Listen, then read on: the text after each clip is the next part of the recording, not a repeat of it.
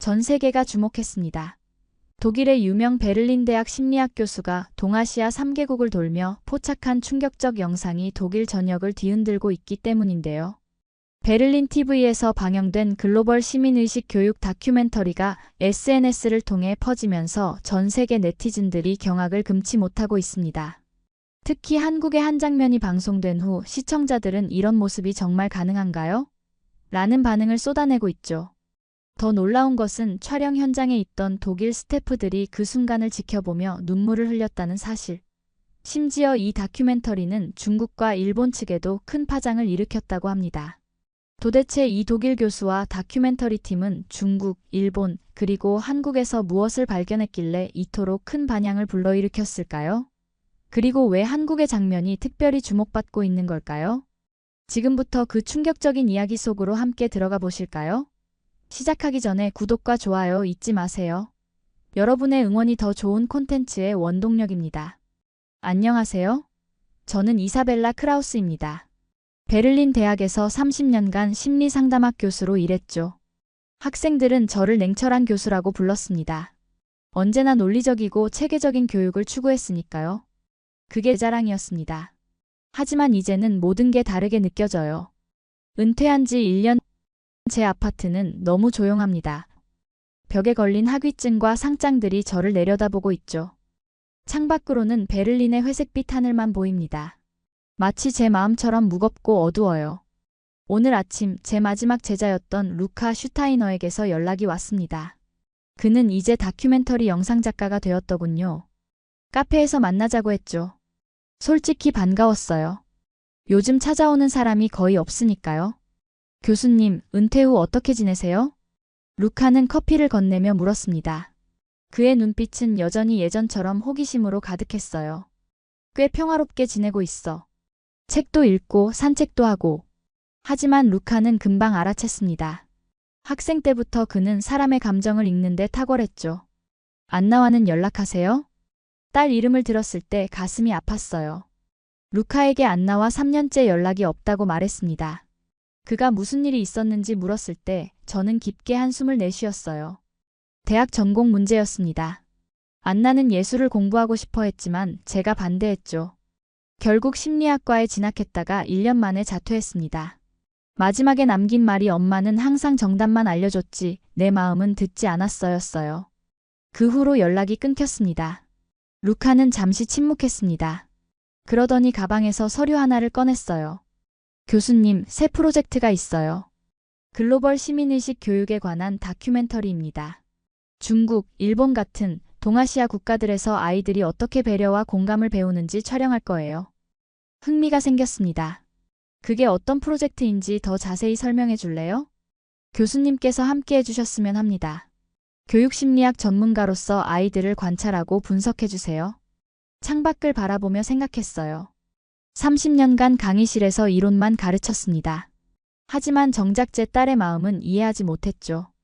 유럽에서 명성 있는 심리학자였지만 가장 가까운 사람의 감정은 알아차리지 못했어요. 왜 하필 나지? 루카는 진지하게 대답했습니다. 교수님의 감정교육의 체계와 연구가 이 프로젝트에 완벽히 맞을 것 같았어요. 그리고 교수님께도 좋은 기회가 될 거라고 생각했습니다. 창가에 앉은 노부부가 웃으며 대화하는 모습이 눈에 들어왔어요. 제 나이에도 옆에는 아무도 없었습니다. 사실 궁금해, 루카. 내가 뭘 놓쳤는지.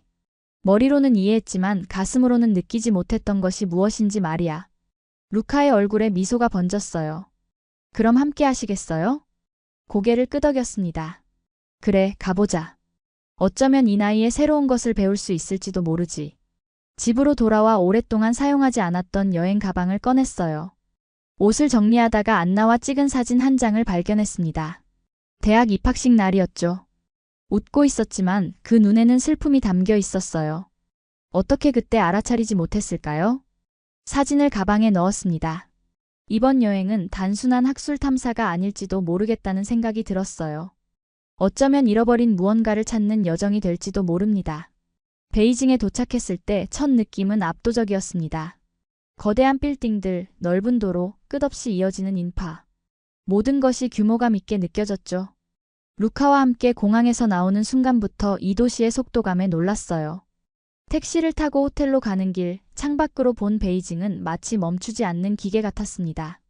이렇게 빠른 도시는 처음이네요. 루카가 감탄했습니다. 호텔 로비에서 중국 전통차를 마시며 내일 일정을 확인했습니다. 촬영팀은 이미 현지에서 준비를 마쳤더군요. 우리가 할 일은 학교 주변에서 어린이들의 행동을 관찰하는 것이었어요. 제 전문 분야죠. 하지만 이번에는 학문적 호기심이 아닌 다른 무언가가 저를 이끌고 있었습니다. 베이징의 초등학교는 놀라울 정도로 체계적이었어요. 아이들은 모두 같은 교복을 입고 질서정연하게 움직였습니다. 운동장에서는 집단 체조를 하고 있었죠. 지도교사의 지시에 따라 모든 학생이 완벽한 동작으로 움직이는 모습이 인상적이었어요. 하지만 어딘가 기계적인 느낌이 들었습니다. 아이들이 너무 규율에 맞춰 있는 것 같아요. 루카가 카메라를 확인하며 말했습니다. 다음 날 우리는 실험을 계획했어요. 학교 근처 횡단보도에서 현지 배우를 고용해 노인 역할을 하게 했습니다. 천천히 걸으며 약간 어려움을 겪는 모습을 연기하도록 했죠. 목표는 아이들이 이런 상황에서 어떻게 반응하는지 관찰하는 것이었어요. 결과는 실망스러웠습니다. 학교 시간 많은 학생들이 지나갔지만 대부분 무심하게 지나쳤어요. 몇몇은 노인을 밀치기도 했고 일부는 비웃기까지 했죠. 제 예상과는 달랐습니다. 학교에서 배운 규율이 밖에서는 전혀 적용되지 않는 것 같았어요. 누구도 멈추지 않고 누구도 돌아보지 않네요. 촬영을 마치고 호텔로 돌아오는 길에 말했습니다. 다음 날 오전 촬영 허가증 문제로 예정된 일정이 지연되었어요. 관료주의적 장벽이 우리를 기다리게 했죠. 루카는 불평했지만 저는 오히려 이 시간이 도시를 더 관찰할 기회라고 생각했습니다. 호텔 근처 작은 공원으로 나갔어요. 아침 일찍부터 많은 노인들이 태극권을 하고 있었습니다. 그들의 움직임은 느리지만 조화로웠죠. 도시의 빠른 템포와는 대조적이었습니다. 한 노인이 미소 지으며 저를 초대했어요. 처음엔 망설였지만 곧 그들의 원에 합류했습니다. 서구에서 오셨군요. 우리 손주들은 이런 걸 귀찮아해요. 너무 바쁘죠. 태극권을 마치고 노인이 말했습니다. 오후에 촬영 허가가 떨어져 다시 학교 주변으로 갔어요. 이번에는 다른 방식으로 실험해보기로 했습니다. 노인 역할자가 물건을 떨어뜨리는 상황을 연출했어요. 하지만 결과는 비슷했습니다. 대부분의 아이들은 무관심했어요. 한 주가 지나고 우리는 다양한 상황에서 실험을 반복했습니다. 하지만 모든 관찰 결과는 비슷했어요. 학교 안에서는 완벽한 규율을 보이던 아이들이 학교 밖에서는 타인을 돕거나 배려하는 모습을 거의 보이지 않았습니다. 베이징에서의 마지막 밤, 호텔 창문으로 빛나는 도시의 야경을 바라봤어요. 눈부신 발전과 성장 속에서 무언가 중요한 것이 희생된 듯한 느낌이었습니다. 마치 제가 딸을 키우면서 성공과 성취만을 강조했던 것처럼 말이죠. 다음은 일본이군요. 여행 일정표를 확인하며 중얼거렸어요. 그때 루카가 들어와 예상치 못한 소식을 전했습니다. 일본 비자에 문제가 생겼다고 했어요. 적어도 일주일은 지연될 것 같다고 합니다. 서울로 가는 건 어떨까요? 한국은 비자 없이 갈 수 있어요. 루카가 제안했습니다. 한국이라니. 솔직히 별 기대는 없었어요. 아마도 중국과 비슷할 것이라 생각했죠. 효율적이고 체계적이지만 차가운 나라일 거라고요. 서울행을 결정하고 창밖으로 베이징의 밤을 마지막으로 바라봤습니다. 이 여정은 제가 예상했던 것과는 다른 방향으로 흘러가고 있었어요. 안나를 생각하며 잠이 들었어요. 어쩌면 이 여행이 끝날 때면 딸에게 전화할 용기가 생길지도 모르겠다는 희망을 품고요. 베이징에서의 마지막 아침이 밝았습니다. 짐을 정리하며 이번 여정의 첫 단계를 돌아봤어요. 기대했던 것보다 실망스러웠죠. 학문적으로는 많은 관찰 자료를 얻었지만 마음속 깊은 곳에서는 무언가 허전함이 남았습니다. 딸 안나에게 전화하고 싶은 충동이 들었어요. 하지만 여전히 무슨 말을 해야 할지 떠오르지 않았습니다. 교수님, 택시 20분 후에 도착합니다. 루카가 방 문을 두드리며 알려줬어요. 공항으로 가는 길, 베이징의 붐비는 거리를 마지막으로 바라봤습니다. 거대한 빌딩들 사이로 사람들이 바삐 움직이고 있었어요. 모두 자신의 목적지를 향해 빠르게 움직이지만 서로를 돌아보는 일은 거의 없었죠. 그것이 이 도시에서 받은 가장 강한 인상이었습니다. 공항에 도착해서 루카는 일본 비자 문제를 다시 확인했어요. 예상대로 적어도 일주일은 기다려야 한다고 했습니다. 우리 일정에는 그만큼 여유가 없었어요. 프로듀서와 통화한 후 루카는 한국행을 최종 확정했습니다. 서울행표를 끊었어요. 3시간 후 출발입니다. 루카가 돌아와 말했어요. 한국에 대해 뭘 알고 있지? 잠시 생각해보니 한국에 대해 아는 것이 거의 없었습니다. 루카는 태블릿을 꺼내 기본 정보를 검색했어요. 경제 발전, 기술 강국, 인구 밀도가 높은 도시. 모두 중국과 크게 다르지 않아 보였습니다. 특별히 기대할 만한 게 없다고 느꼈어요. 아마도 또 다른 효율적이고 바쁜 도시겠죠. 비행기 안에서 한국에 관한 가이드북을 읽었습니다. 베를린 대학에서는 동아시아학과가 있었지만 저는 주로 심리학 분야에만 집중했기에 이 지역에 대한 지식이 부족했어요. 가이드북에는 한국의 빠른 경제 성장과 현대적인 도시 풍경이 강조되어 있었습니다. 중국과 비슷한 인상이었죠. 교수님, 이번에는 조금 다른 접근을 해볼까요? 루카가 옆자리에서 제안했어요. 어떤 의미지? 중국에서는 계획된 실험을 했잖아요. 이번에는 더 자연스러운 상황을 관찰해보는 건 어떨까요? 사전 설정 없이 말이죠. 좋은 제안이었습니다. 학자로서 저는 항상 통제된 환경에서 실험하는 것을 선호했어요. 하지만 이번 여정은 단순한 학술 연구가 아니라는 걸 점점 깨닫고 있었습니다. 어쩌면 더 개방적인 접근이 새로운 시각을 줄지도 모르겠다는 생각이 들었어요. 좋은 생각이야. 시도해보자. 대답했습니다. 비행기가 인천공항에 착륙했을 때 창밖으로 보이는 풍경은 베이징과 크게 달라 보이지 않았어요. 현대적인 빌딩들, 체계적인 도로, 질서 정연한 모습. 공항 역시 효율적이고 깔끔했습니다. 딱히 놀라울 만한 점은 없었어요. 하지만 공항 터미널을 통과하는 순간 작은 사건이 일어났습니다.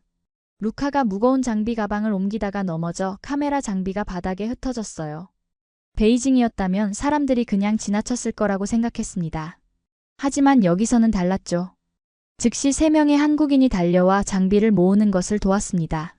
한 젊은 여성은 영어로 괜찮냐고 물었고 중년 남성은 무거운 가방을 들어 올려주었어요. 누가 시킨 것도 아닌데 그저 자연스럽게 도움의 손길을 내밀었습니다. 고맙습니다. 정말 감사합니다. 루카가 반복해서 말했어요. 이 작은 순간이 저를 놀라게 했습니다. 베이징에서 일주일 동안 실험했던 상황이 여기서는 자연스럽게 일어난 거예요. 물론 이것만으로 결론을 내릴 수는 없었지만 어쨌든 흥미로운 시작이었습니다. 공항에서 호텔로 가는 길 다시 한번 도시의 모습을 관찰했어요. 서울도 분명 바쁘고 빠른 도시였습니다. 사람들은 목적지를 향해 빠르게 움직였어요. 하지만 뭔가 다른 부분이 있었습니다. 아직 정확히 무엇인지 말할 수는 없었지만 이 도시에는 베이징과는 다른 무언가가 느껴졌어요. 호텔에 도착해 체크인을 하고 잠시 휴식을 취했습니다. 내일부터 본격적인 관찰이 시작될 거예요. 기대와 함께 약간의 설렘이 느껴졌습니다. 어쩌면 이 예상치 못한 방문이 새로운 발견을 가져다 줄지도 모른다는 생각이 들었어요. 창밖으로 서울의 밤 풍경을 바라보며 다시 한번 안나를 떠올렸습니다. 베를린에 있는 그녀는 지금 무엇을 하고 있을까요? 잘 지내고 있을까요? 문득 그녀에게 이 여행에 관해 말해주고 싶다는 생각이 들었어요. 하지만 아직은 아니었습니다. 먼저 제가 무언가를 찾아야 했어요. 그래야 딸에게 진정으로 다가갈 수 있을 것 같았습니다. 내일은 어떤 일이 기다리고 있을까 중얼거리며 침대에 누웠어요. 이 여정이 시작될 때는 몰랐던 기대감이 서서히 커지고 있었습니다. 서울에서의 첫 아침이 밝았습니다. 호텔 창문으로 들어오는 햇살에 눈을 떴어요. 아침 일찍 시작되는 도시의 소음이 들려왔습니다. 베이징과 마찬가지로 바쁜 도시였지만 어딘가 다른 느낌이었어요. 아직 정확히 무엇인지 말할 수는 없었지만 이 도시에는 특별한 무언가가 있었습니다. 루카와 함께 아침을 먹으며 오늘의 계획을 세웠어요. 첫날이니 도시를 둘러보며 사람들의 일상을 관찰하기로 했죠. 학교 주변이나 공공장소에서 아이들의 행동을 자연스럽게 지켜보는 것이 목표였습니다. 지하철로 이동하는 게 좋을 것 같아요. 루카가 지도를 보며 말했어요. 지하철역으로 향하는 길, 인도는 사람들로 붐볐습니다. 모두 바쁘게 움직이고 있었죠. 그런데 신기하게도 서로 부딪히는 일이 거의 없었어요. 마치 보이지 않는 질서가 있는 것 같았습니다. 누군가 앞에서 갑자기 멈추면 뒤따르던 사람들은 불평 없이 살짝 비켜갔어요. 지하철은 놀라울 정도로 깨끗하고 효율적이었습니다. 사람들은 줄을 서서 차분히 기다렸고 노약 좌석은 비어 있었어요. 우연히 한 노인이 탑승했을 때 자리에 앉아있던 학생이 즉시 일어나 자리를 양보했습니다. 그것도 누가 시키지 않았는데 말이죠. 베이징에서는 볼 수 없었던 광경이네요. 루카가 작은 목소리로 말했어요. 비교는 불공평할 수 있지만 분명히 차이가 있었습니다. 이곳의 배려는 마치 공기처럼 자연스러워 보였어요. 사람들이 규칙을 지키는 게 아니라 그것이 일상의 일부인 듯 했습니다. 학교 근처 공원에 도착했어요. 점심시간이었는지 교복을 입은 아이들이 보였습니다. 한 무리의 초등학생들이 놀이터에서 뛰어놀고 있었죠. 그때 작은 여자아이가 넘어졌습니다. 놀랍게도 다른 아이들이 즉시 달려가 일으켜 세웠어요. 벤치에 앉아 이 장면을 조용히 관찰했습니다. 1시간 동안 여러 상호작용을 지켜봤어요. 아이들 사이에서 자연스럽게 일어나는 배려의 순간들이 많았습니다. 누군가 간식을 나눠주거나 장난감을 함께 쓰거나 차례를 양보하는 모습들이었죠. 오후에는 식당에서 점심을 먹었어요. 웨이터가 메뉴를 설명하려 했지만 언어의 장벽으로 소통이 어려웠습니다. 그때 옆 테이블의 젊은 여성이 통역을 자청했어요. 제가 도와드릴까요? 영어로 번역해 드릴 수 있어요. 그녀의 친절한 제안에 감사했습니다. 음식을 주문한 후에도 그녀는 한국 문화에 대해 열심히 설명해 주었어요. 아무런 대가 없이 그저 도움이 필요한 사람을 돕고 싶다는 순수한 마음에서였죠. 호텔로 돌아가는 길 갑자기 비가 내리기 시작했습니다. 우산이 없었는데 한 상점 주인이 우산을 건네주었어요. 나중에 돌려주세요. 그는 손짓으로 설명했습니다. 이런 작은 친절들이 하루 종일 이어졌어요. 마치 따뜻함의 물결이 도시 전체를 감싸고 있는 듯 했습니다. 이것이 우연일까요? 아니면 이 사회의 특성일까요? 저녁 호텔 로비에 앉아 루카와 하루를 정리했어요. 오늘 본 것들이 계속 이어질까요? 루카가 물었습니다. 지켜봐야겠지. 하지만 예상보다 너무 부드러운 나라인 것 같아 라고 대답했어요. 노트북을 열어 오늘의 관찰을 기록했습니다. 제가 쓴 수많은 논문에서는 항상 객관적 관찰과 데이터를 중시했어요. 하지만 이번엔 뭔가 다른 감정이 일었습니다. 이 도시에서 경험한 따뜻함이 제 마음에 와닿았어요. 침대에 누워 오늘 하루를 돌아보았습니다. 학자로서는 며칠 더 관찰해야 한다고 생각했어요. 하지만 한 사람으로서는 이미 뭔가를 느끼고 있었습니다. 이곳에는 배려가 체계화된 듯한 특별함이 있었어요. 그것이 딱히 규칙이나 법이 아닌 사람들의 일상에 자연스럽게 녹아있다는 점이 가장 인상적이었습니다. 안나를 떠올렸어요. 그녀에게 무엇을 가르쳤는지 생각해봤습니다. 지식과 논리, 성취와 경쟁. 하지만 혹시 가장 중요한 것을 놓치진 않았을까요? 이 여행이 끝나면 안나에게 편지를 쓰고 싶다는 생각이 들었습니다.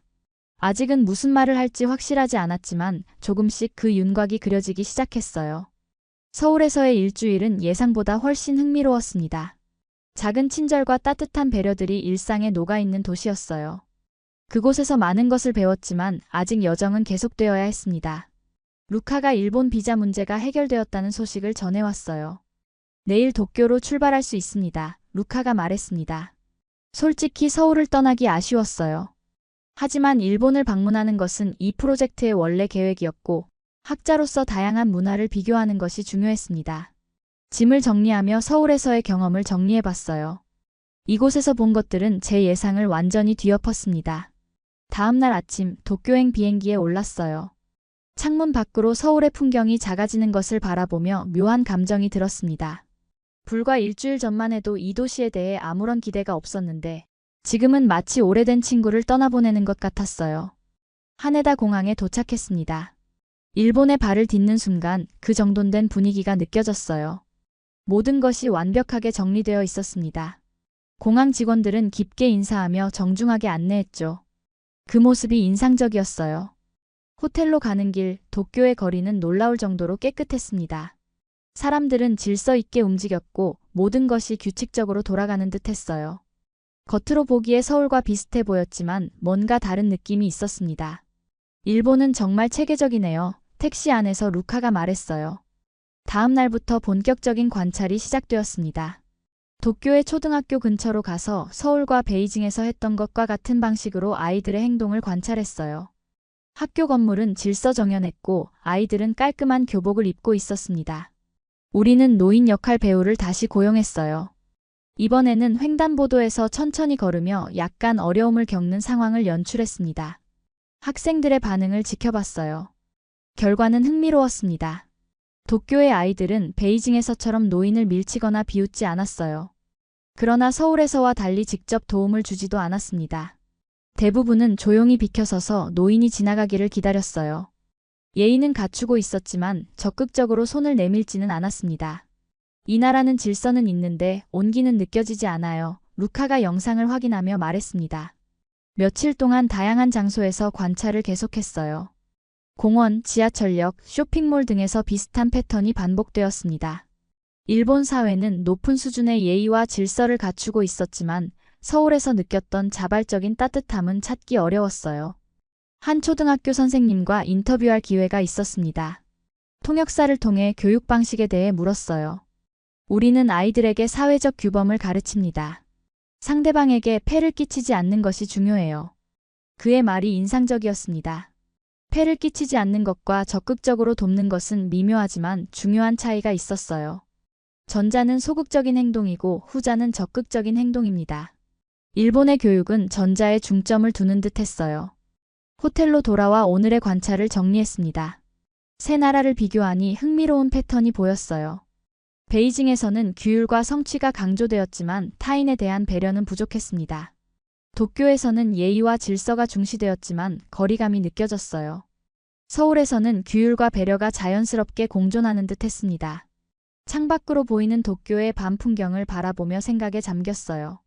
이 여정은 단순한 연구를 넘어 저 자신에 대한 성찰이 되어가고 있었습니다. 안나에게 어떤 가치를 가르쳤는지 돌아보게 됐어요. 지식과 성취를 강조했지만 혹시 마음을 나누는 법을 가르치지 못했던 건 아닐까요? 루카가 내일의 일정을 알리러 왔습니다. 교수님, 제작진과 회의가 있어요. 지금까지의 결과에 대해 논의해야 합니다. 고개를 끄덕였어요. 이제 우리는 중요한 결정을 내려야 했습니다. 과연 이 프로젝트를 어떤 방향으로 이끌어갈지 말이죠. 도쿄의 한 회의실에 모였습니다. 창밖으로는 비가 내리고 있었어요. 루카와 제작진 몇 명이 테이블 주위에 앉았습니다. 모두 피곤해 보였죠. 지금까지 세 나라를 돌아다니며 촬영했지만 제작진이 원하는 극적인 장면은 얻지 못한 상황이었어요. 솔직히 말씀드리자면 지금까지의 영상만으로는 임팩트가 부족합니다. 프로듀서인 마르쿠스가 말했습니다. 테이블 위에는 지금까지 촬영한 영상들의 스틸컷이 펼쳐져 있었어요.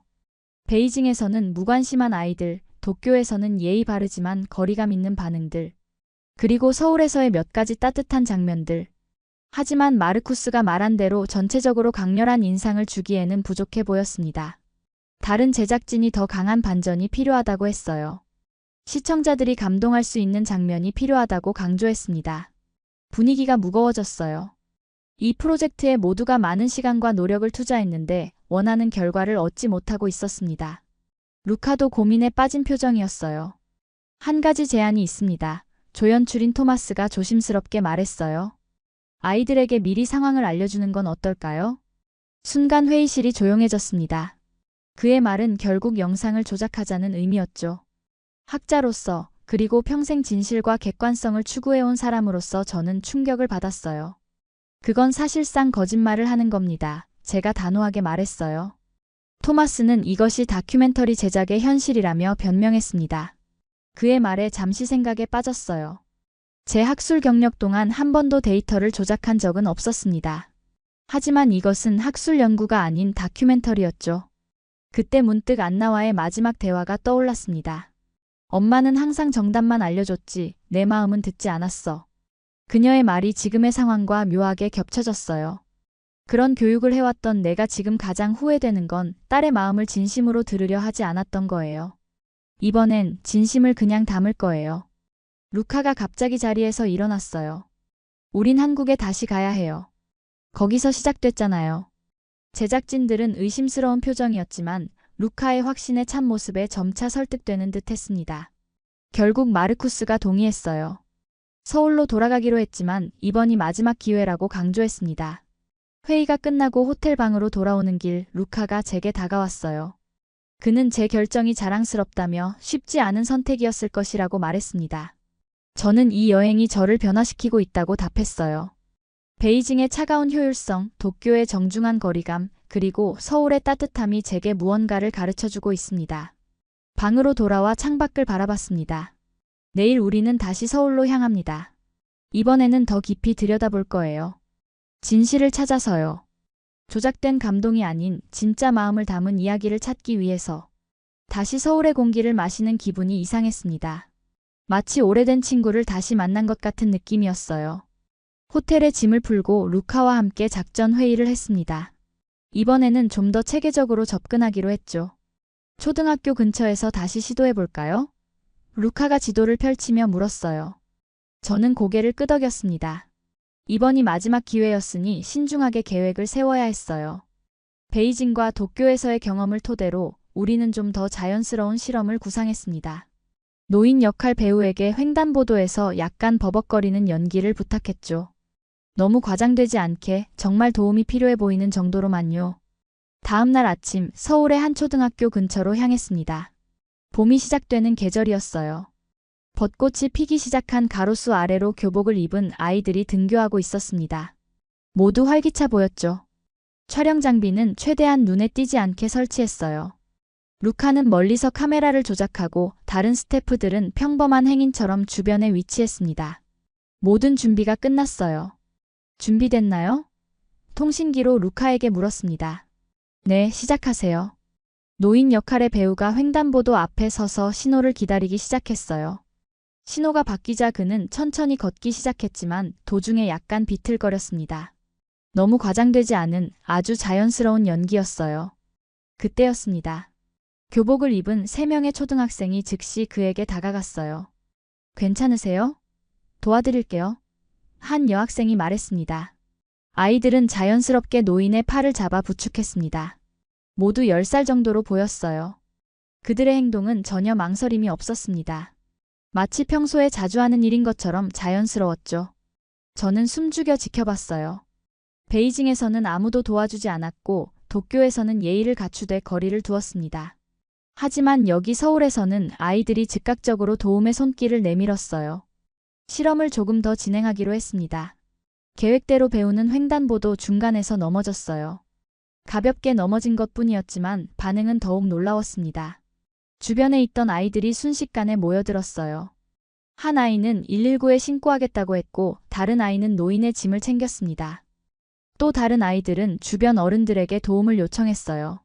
마치 작은 사회가 순식간에 형성된 것 같았습니다. 괜찮으세요? 어디 다치신 데 없으세요? 한 남학생이 걱정스럽게 물었어요.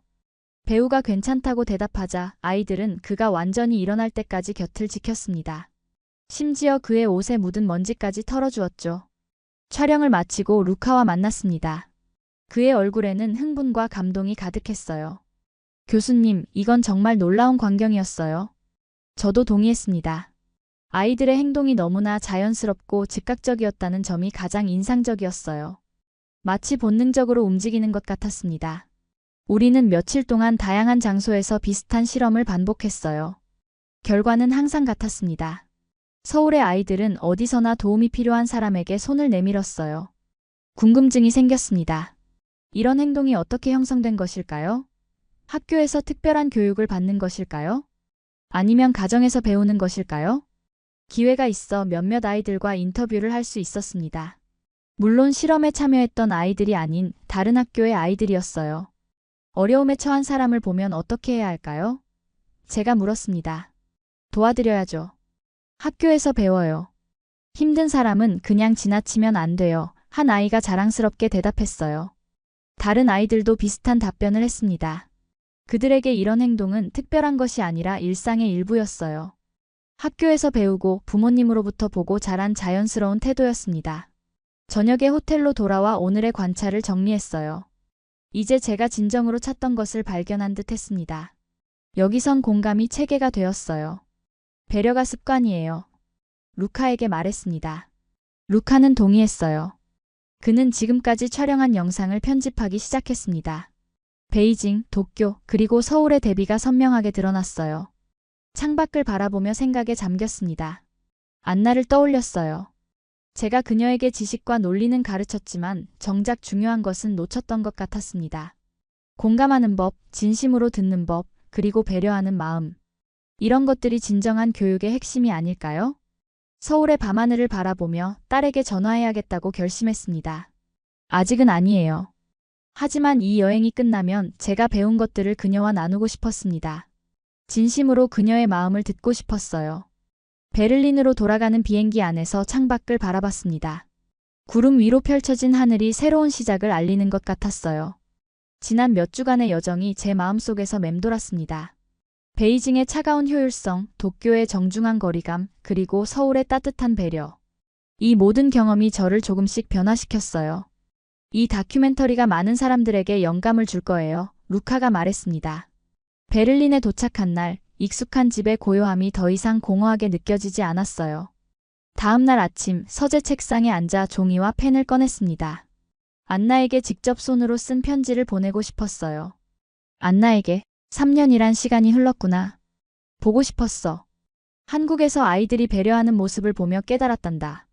나는 늘 정답만 말했지만 내 마음은 들어본 적 없었어. 내 꿈과 원하는 것을 묻지 않았지. 이제 알겠어. 중요한 건 지식이 아닌 마음을 나누는 것. 다시 시작하고 싶어. 이번엔 내가 먼저 내 이야기를 들을게. 엄마가. 편지를 봉투에 넣고 안나의 주소를 적었습니다. 그녀가 예전 주소에 살고 있을지 확신할 수 없었지만 시도해볼 가치가 있었어요. 일주일 후 베를린 대학에서 특별 강연 요청을 받았어요. 주제는 글로벌 교육 방식의 비교였습니다. 처음에는 망설였지만 이 경험을 나누는 것이 의미 있을 것 같아 수락했습니다. 지식은 중요합니다. 하지만 마음을 나누는 법을 가르치지 않는다면 그 지식은 온전하지 않습니다. 강연을 마무리하며 말했어요. 강연이 끝나고 질문을 받는 시간 뒷문이 살짝 열리는 소리가 들렸습니다. 시선을 돌렸을 때 제 심장이 멈추는 듯 했어요. 안나였습니다. 그녀는 문 옆에 조용히 서 있었어요. 편지 받았어요. 엄마의 강연이 있다고 해서 와봤어요. 안나가 말했습니다. 그 순간 모든 말이 목에 걸렸어요. 대신 부드러운 목소리로 말했어요. 와줘서 고마워, 안나. 그렇게 우리는 캠퍼스 카페로 향했어요. 3년 만의 대화는 어색했지만 이번에는 제가 먼저 그녀의 이야기를 들었습니다. 안나는 예술치료사가 되기 위한 공부를 시작했다고 합니다. 내 선택을 지지해주지 않을 거라고 생각했어요. 안나가 말했어요. 이제는 내 선택을 존중해 진심을 담아 대답했습니다. 다음 주 루카의 다큐멘터리가 국제교육포럼에서 상영되었어요. 많은 사람들이 감동을 받았고 안나도 초대했습니다. 상영이 끝나고 나오면서 안나가 제 손을 잡았어요. 한국은 마음이 체계가 된 나라였습니다. 다큐멘터리의 마지막 내레이션이 제 귓가에 맴돌았습니다. 그날 밤 창밖으로 베를린의 불빛을 바라보며 생각했어요. 이 여정은 잃어버린 무언가를 찾는 여정이었습니다. 그리고 마침내 찾았어요. 바로 진정한 소통의 방법, 마음을 나누는 법이었죠. 멀리 떨어진 동양의 작은 나라에서 배운 따뜻함이 제 삶을 완전히 바꿔놓았습니다. 한국은 세계 어느 나라보다 빠르게 발전하면서도 가장 소중한 인간의 가치를 지켜낸 특별한 나라였어요. 그들의 교육 속에는 경쟁과 배려가 완벽하게 공존했습니다. 저는 이제 알았어요. 진정한 교육자란 머리가 아닌 마음을 가르치는 사람이라는 것을.